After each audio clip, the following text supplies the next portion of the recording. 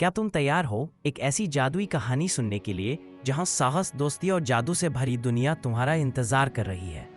अपनी आंखें बंद करो और कल्पना करो एक ऐसी जगह की जहां पेड़ बातें करते हैं और तारे जमीन पर उतर आते हैं। चलो मेरे साथ चलो इस अद्भुत यात्रा पर। एक बहुत बहुत दूर जहां इंद्रधनुष के रंग धरती को छूते हैं, वहां एक जादुई वन था। इस वन का नाम था चमकीला वन, क्योंकि यहाँ के पेड़ पौधे रात में भी टिमटिमाते थे। सूरज धीरे धीरे अपनी सुनहरी चादर समेट रहा था और आकाश में नारंगी, गुलाबी और बैंगनी रंग घुल रहे थे। हवा में मीठी मीठी खुशबू तैर रही थी, जैसे किसी ने फूलों का इत्र छिड़क दिया हो। राजकुमारी अमारा, जिसके बाल रेशम जैसे मुलायम और आंखें तारों जैसी चमकती थीं, अपने छोटे छोटे कदमों से इस जादुई वन में घूम रही थी। उसकी पोशाक पर चांदनी के मोती जड़े थे, जो हर कदम पर झिलमिलाते थे। वह हल्की हल्की कुहासे के बीच से गुजर रही थी, जैसे बादलों पर चल रही हो। हर पत्ती पर ओस की बूंदें हीरे जैसी चमक रही थीं, और अमारा को लग रहा था जैसे वह किसी सपने में हो। अमारा को चमकीले वन से बहुत प्यार था। वह अक्सर यहाँ आती थी, पेड़ों से बातें करती थी और फूलों से कहानियां सुनती थी। आज भी वह किसी खास चीज की तलाश में थी, शायद कोई नया फूल या कोई जादुई तितली। उसके दिल में हमेशा रोमांच और जिज्ञासा भरी रहती थी। तभी अचानक एक अद्भुत रोशनी ने पूरे वन को जगमगा दिया। अमारा ने अपनी आंखें थोड़ी सिकोड़ी और फिर उसने देखा, छायाओं से निकलकर एक चमकता हुआ सुनहरा हरिन उसके सामने प्रकट हुआ। उसके सींग क्रिस्टल जैसे चमक रहे थे, जैसे किसी ने उन पर हजारों तारे जड़ दिए हो। हरिन की आंखें इतनी गहरी और समझदार थी कि अमारा को लगा जैसे वह उसकी आत्मा को पढ़ रहा हो।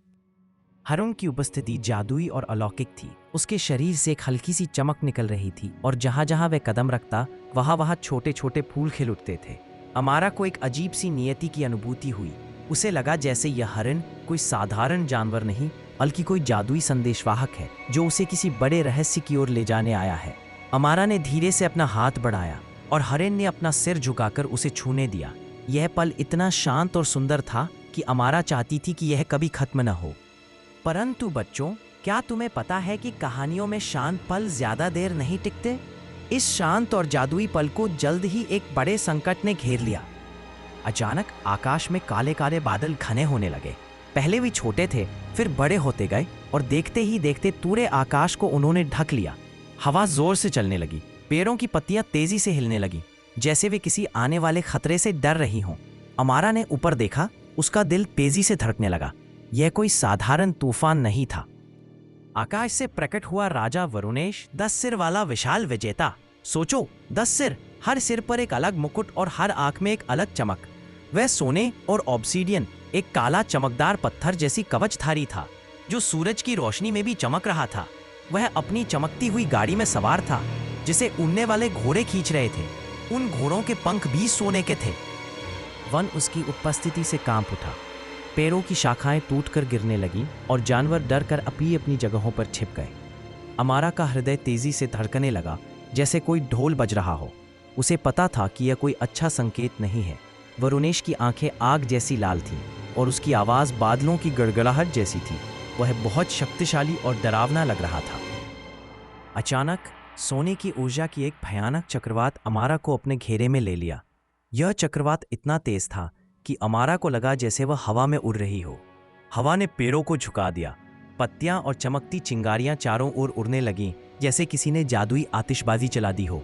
अमारा ने अपनी आंखें बंद कर ली, डर और आश्चर्य से भरी हुई।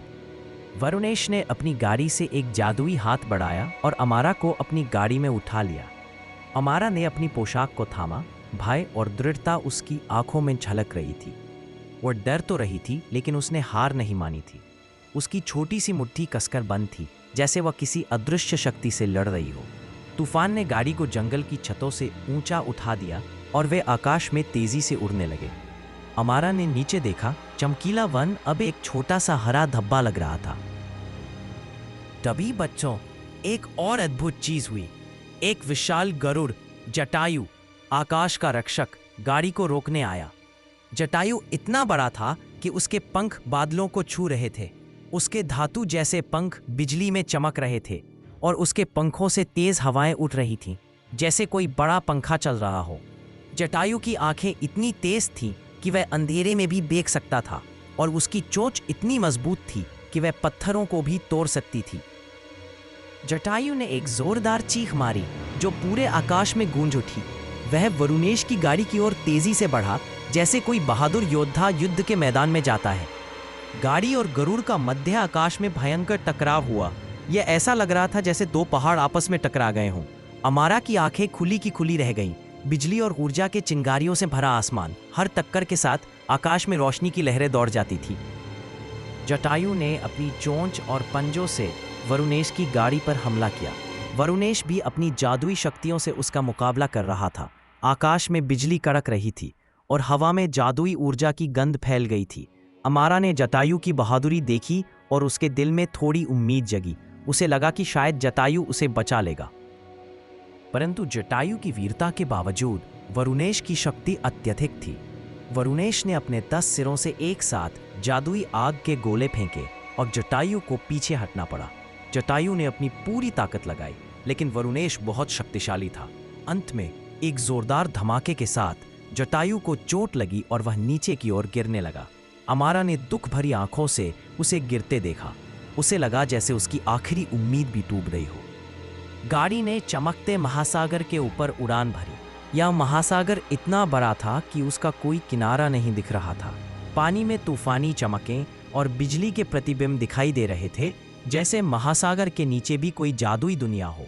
अमारा गंभीर भाव से बैठी थी। उसकी पोशाक हवा में बह रही थी, जैसे कोई झंडा फहरा रहा हो। भय के बीच भी उसने अपने आप को मजबूत रखने का संकल्प लिया।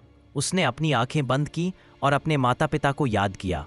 उसने सोचा, मैं हार नहीं मानूंगी, मुझे हिम्मत रखनी होगी। उसने अपने अंदर एक छोटी सी चिंगारी महसूस की जो उसे बता रही थी कि अभी सब कुछ खत्म नहीं हुआ है। उसने अपने मन में एक योजना बनानी शुरू की, भले ही वह अभी बहुत छोटी और डरी हुई थी। महासागर के ऊपर उड़ते हुए अमारा ने नीचे देखा। पानी में चमकती हुई मछलियां और जादुई समुद्री जीव तैर रहे थे, जो वरुणेश की गाड़ी की रोशनी से चमक रहे थे। यह दृश्य जितना सुंदर था, उतना ही डरावना भी। अमारा को लगा जैसे वह किसी सपने में फंस गई हो, जहां सब कुछ जादुई तो है पर खतरनाक भी। अंततः गाड़ी स्वर्ण नगरी गोल्डन सिटाडेल में पहुंची। यह कोई साधारण शहर नहीं था बच्चों। यह एक उड़ती हुई शहर थी जो बादलों के ऊपर तैर रही थी। इसमें विशाल टावर थे जो सोने से बने थे और सूरज की रोशनी में चमक रहे थे। पिघले हुए जलप्रपात थे जहां पानी की जगह सोने का तरल पदार्थ बह रहा था और चमकते रहस्यमय प्रतीक हर जगह खुदे हुए थे। गेट खुल गए और पहरेदार स्वागत के लिए खड़े थे। ये पहरेदार भी सोने के कवच पहने हुए थे और उनके हाथों में चमकती हुई तलवारें थीं। अमारा का हृदय भारी हो गया।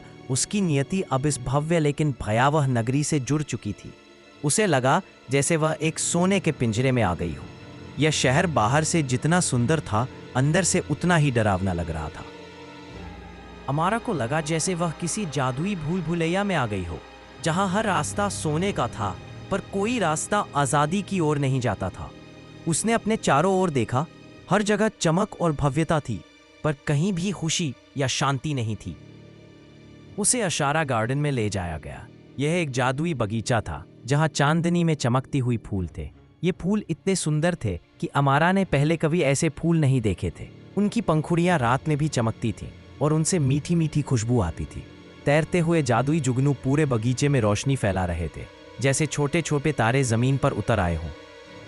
अमारा चमकते अश ट्री के नीचे बैठ गई। यह पेड़ इतना पुराना और विशाल था कि उसकी शाखाएं पूरे बगीचे को ढक रही थी। इस पेड़ की पत्तियां भी रात में चमकती थी और उनसे एक हल्की सी जादुई ऊर्जा निकल रही थी। बगीचे की शांति ने उसका हृदय शांत किया। उसे लगा जैसे ये पेड़ उससे कुछ कह रहा हो, उसे हिम्मत दे रहा हो। यद्यपि वह बंदी थी, उसने दृढ़ संकल्प लिया कि वह कभी हार नहीं मानेगी और अपनी स्वतंत्रता पाने का रास्ता ढूंढेगी। उसने अपनी आंखें बंद कीं और अपने मन में एक वादा किया, मैं यहाँ से ज़रूर निकलूंगी, मैं अपनी आज़ादी वापस पाऊंगी। उसे लगा जैसे अष्टरी की जादुई ऊर्जा उसे शक्ति दे रही हो। दूर एक पर्वत शिखर पर एक छाया प्रकट हुई। यह कोई और नहीं बल्कि प्रिंस आर्यन था, एक उज्ज्वल योद्धा जिसकी बहादुरी की कहानियां दूर दूर तक फैली थी। उसकी लहराती चादर हवा में फड़फड़ा रही थी जैसे कोई झंडा। वह क्षितिज की ओर देख रहा था जहां सूरज डूब रहा था और आकाश में लालिमा फैल रही थी। उसकी आंखों में दृढ़ निश्चय था। वह जानता था कि कुछ गलत हुआ है। उसने महसूस किया कि अंधकार छाया फैल रही है और अब समय आ गया है कि वह उठे। आर्यन को एक अजीब सी बेचैनी महसूस हो रही थी, जैसे कोई जादुई संकेत उसे कुछ बता रहा हो। उसे लगा जैसे अमारा खतरे में है। आर्यन ने अपनी जादुई तलवार को छुआ, जो हमेशा उसके साथ रहती थी। यह तलवार इतनी तेज थी कि वह हवा को भी काट सकती थी और इतनी चमकदार थी कि वह अंधेरे को भी दूर कर सकती थी। उसने अपने मन में अमारा को बचाने का संकल्प लिया। उसे पता था कि यह यात्रा आसान नहीं होगी, लेकिन वह किसी भी चुनौती का सामना करने के लिए तैयार था। अमारा को बचाने के लिए उसकी यात्रा शुरू होने वाली थी और इस तरह वीरता और अंधकार के बीच भयंकर संघर्ष की शुरुआत हुई। आर्यन ने अपने घोड़े पर सवार होकर तारों भरी रात में अपनी यात्रा शुरू की। उसे पता था कि उसे बहुत दूर जाना है, बहुत सारी मुश्किलों का सामना करना है, लेकिन उसके दिल में अमारा को बचाने की आग जल रही थी। यही है साहस, जादू और नियति की कथा, जहां नायकत्व और आशा शक्तिशाली अंधकार के सामने खड़ी होगी और साम्राज्यों की तकदीर दांव पर होगी। क्या प्रिंस आर्यन राजकुमारी अमारा को बचा पाएगा?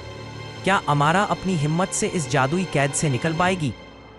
तो बच्चों, क्या तुम भी इस जादुई दुनिया का हिस्सा बनना चाहते हो? इस कहानी के अगले भाग को जानने के लिए हमारे चैनल को अभी सब्सक्राइब करो और घंटी वाला बटन दबाना मत भूलना। अपने दोस्तों के साथ भी यह कहानी शेयर करो ताकि वे भी इस रोमांचक सफर का मजा ले सके। हमें कमेंट्स में बताओ कि तुम्हें इस कहानी का कौन सा हिस्सा सबसे ज्यादा पसंद आया।